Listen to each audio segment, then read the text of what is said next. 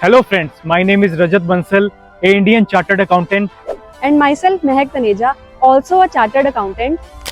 and your UAE Corporate Tax and Finance Advisor. Are you struggling in implementation of UAE Corporate Tax in your UAE businesses?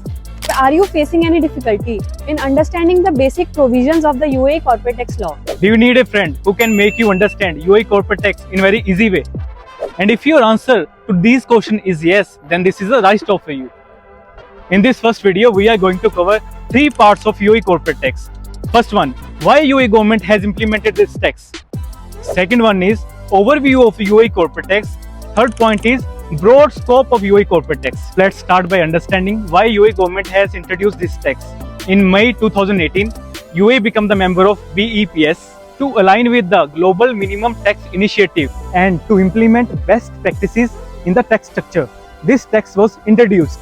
In the second part, let's understand overview of the UAE corporate tax. On 9th of December 2022, UAE issued Federal Decree Law on taxation of corporation and businesses, which was applicable on or after 1st June 2023. As per this law, businesses having taxable income more than AED 375,000 required to pay 9% corporate tax.